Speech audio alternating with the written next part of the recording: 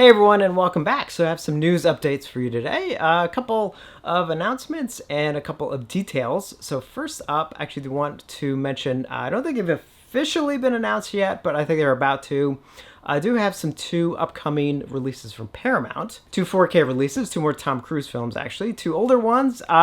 One is a 4K release of The Firm, another one is a 4K release of Vanilla Sky. So what in details from those, but I did want to mention them real quick. And Sony has announced coming out May 30th is a re-release of the movie Cliffhanger, this time in a steelbook, and it is going to be in Dolby Vision. Sony is going back to some of their early 4K releases and doing re-releases of them. I don't think they're getting new transfers or anything. I think the main thing is they're doing them in Dolby Vision. I don't whether or not they're doing anything else to them. I don't think so. They may be adding a Dolby Atmos track if it wasn't there already. And some of these are being released in steelbooks. In fact, I literally just got in this past week the new 4K steelbook release of Air Force One, which they did release several years ago, one of their early releases. It's pretty much identical. It just does have the Dolby Vision, so I think they're slightly better. Now, whether or not you need to run out and grab one, if you already have the older one, maybe not. Unless it's one of your favorite films. Kind of like with Cliffhanger here. Actually, I don't know. I'm not too crazy if that is the steelbook. I kind of hope not. One thing I did like about Air Force One, I'm just mentioning again, is I actually do like this new artwork on it. It's actually pretty good. I kind of feel like if you either have the one sheet artwork or something kind of cool. I think it's pretty cool. Cliffhanger one, if that is what the cover of the steelbook is like, I don't know. I mean, I realize it's close enough to the one sheet, so it's fine. But I don't know. I kind of feel like I could have used something kind of cool for cover. And who knows, that may change. But did want to mention that real quick. Another announcement from Kino is they're doing a 4K release of the original Invasion of the Body Snatchers. Some of you know they already did the 1978 version, which is actually my personal favorite out of all the Body Snatcher movies. But I absolutely love the original. So happy it's getting a 4K release. Now, no details yet. It's one of those that's, coming later. I know they have several releases that are still, we're still kind of waiting on details that were announced many moons ago. Now, in case in this one, this is going to be interesting because Invasion of the Body Snatchers has always had a very odd release. So it was shot on 35mm film, meant for a 1.85 to 1 aspect ratio, which means it's shot full frame, but it's meant to have the top and bottom matted off for widescreen. But because it came out around the time of really widescreen films became popular, it was actually reprinted in a 2:1 aspect ratio, giving it a much wider aspect ratio. Not quite CinemaScope, but closer, more in line, a little bit closer to 70mm. But the problem is, what you're getting is a dupe of the negative. So you are one generation removed. And I believe most of the video releases we've ever gotten, including the Blu-ray releases, the one that, I forget, the two previous ones, I think they basically use the same master, those are taken from that sort of dupe of it. So it never has looked as good as it could be. Now, I don't know whether or not the negative is even accessible or not. If it even exists, who knows? When you start dealing with films from that long ago, I mean, we do run into the risk of the negative no longer being around. Now, whether or not they have access to original film elements or not, obviously we'll find out. But even if they can do a new 4K scan of even that sort of dupe element, and it is still kind of the 2:1 aspect ratio, it still would look better than the Blu-rays. Is it going to look as good as if they were able to go back to the original camera negative?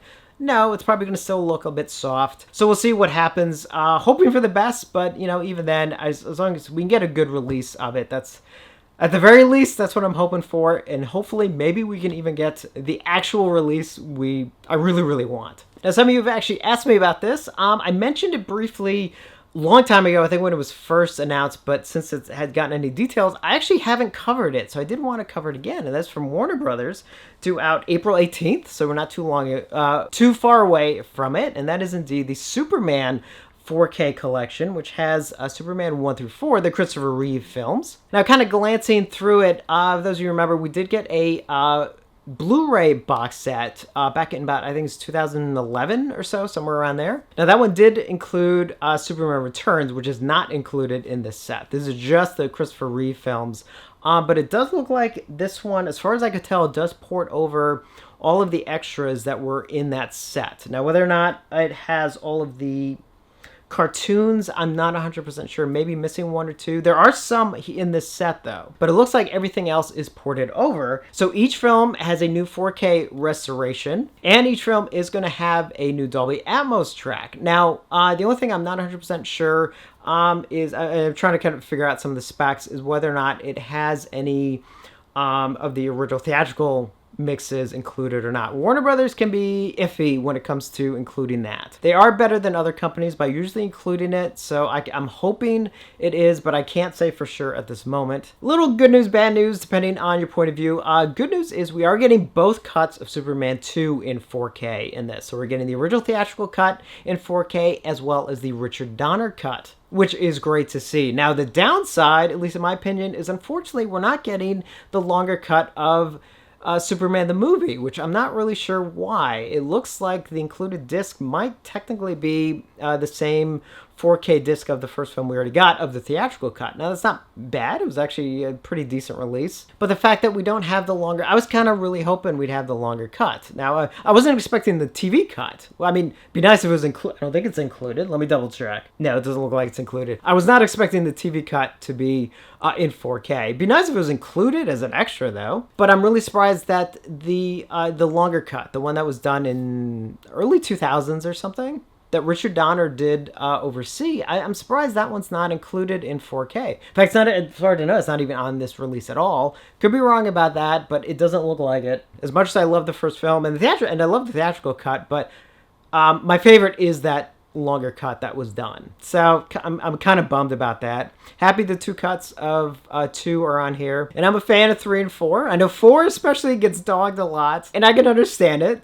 Superman 4 is kind of, I think it's, I saw it as a kid, so my expectations were low. But it's funny because Superman 4 and Jaws 4, Jaws the Revenge, like they're two films that I acknowledge they're not good films, but boy, do I enjoy them like a lot. So it's like, so I'm happy to have Superman 4 in 4K. So a little hit and miss with me. Now, there are 2 releases of it. There's a just a standard release as well as a 4K Steelbook release. Now, I think the Steelbook might be an Amazon exclusive, and it might be sold out, but it may only be, maybe the pre-orders are sold out. I will leave a link just in case they restock it if any of you are after the Steelbook. I mean, I'll leave a link to both, but just in case you kind of want to check out the Steelbook. And again, that is slated for April 18th. I do have mine on pre-order, so when it comes in, then we're looking forward to checking it out. And now we move on to Severin. So Severin has actually made an announcement that I think is actually very exciting. So obviously with 88 Films in the UK releasing a lot of films, doing 4K releases and stuff. Obviously Severin, who also has the US rights to a lot of those films, kind of came out and be like, all right, everyone, hold off. We're working on those films too.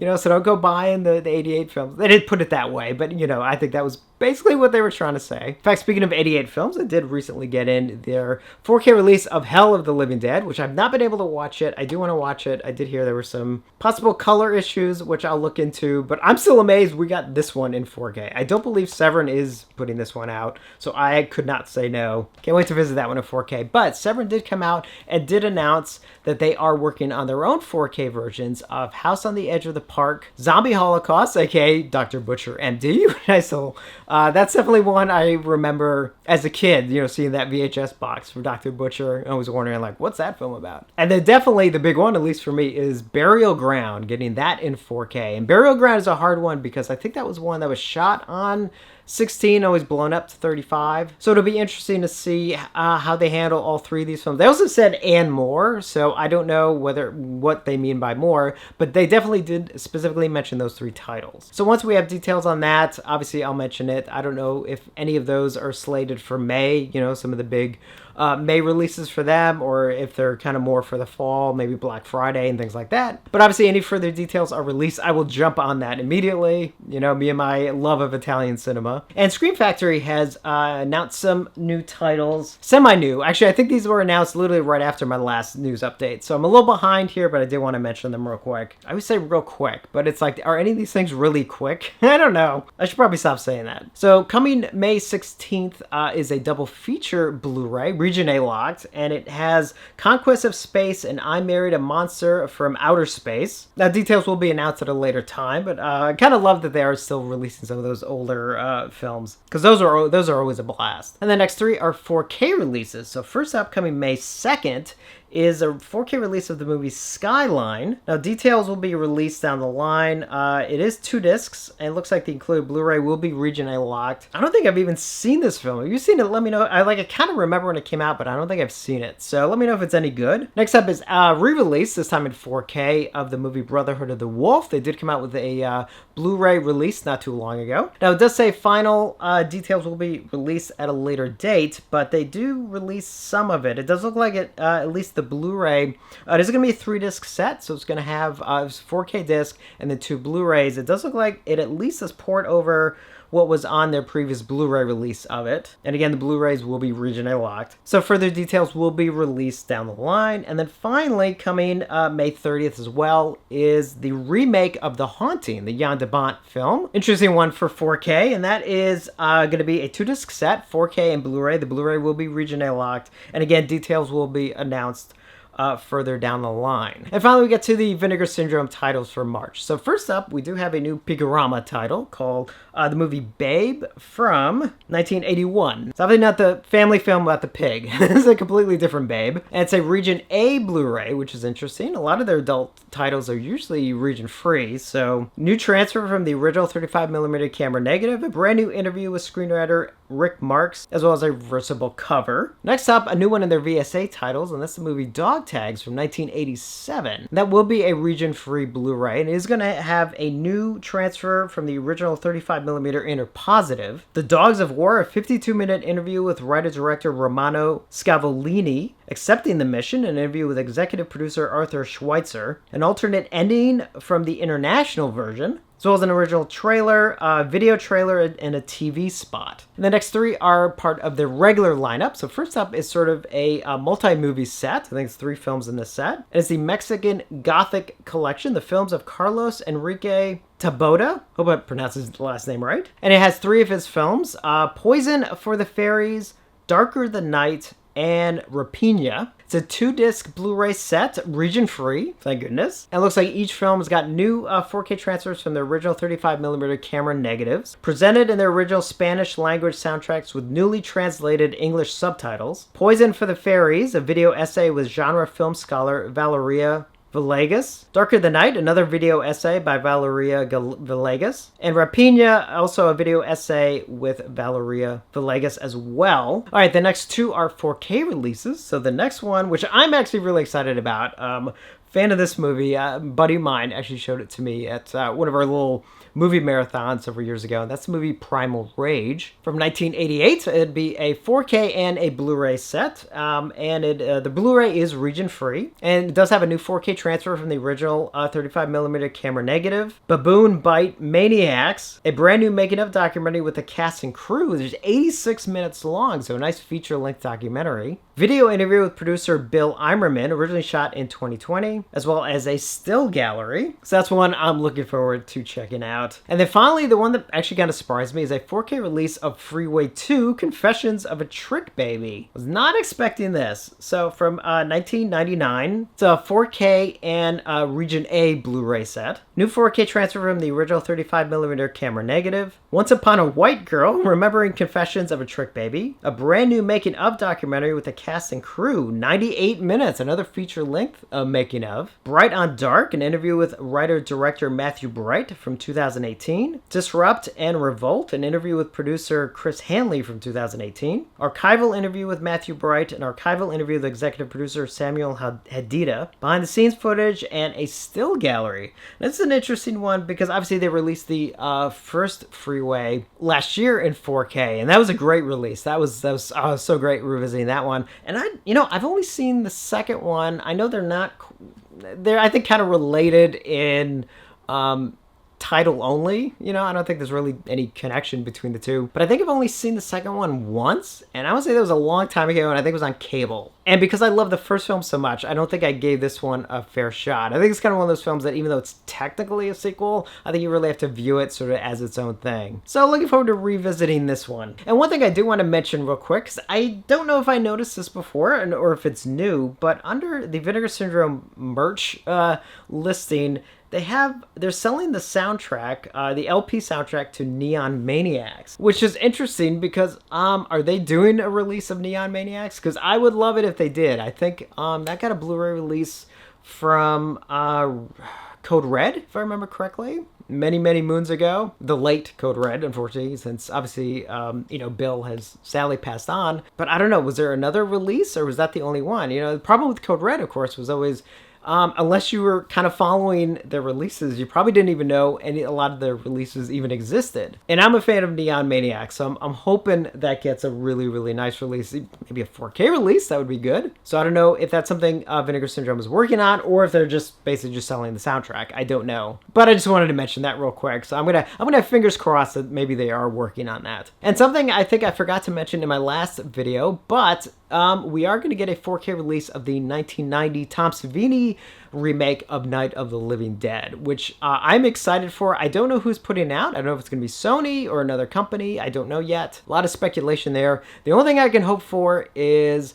that we get the original theatrical color timing on it. I know the Blu-ray release, specifically the first one, the Twilight Time release, they were trying to be creative, and they completely did this weird thing where they altered the color of the film where it got blue, like really early on in the film. Like it was very desaturated, and they kept adding blue as if it was getting, darker and darker as the film went on, even though there was stuff that was still in daylight. And it just looked weird. And then Sony released their own, which was better, but still had some of those weird color timings, not as bad, but it was still there a bit. So if we do get a new release in 4K, which I would love, hopefully whoever's doing it, please go back to the original theatrical color timing. That's all I ask. So I did want to mention that one. Obviously, when details are released, I will definitely cover it. So I think that's everything for this video. If you have any questions, let me know. I'll try and answer them as best I can. And as always, thank you for watching, and I will see you on the next one.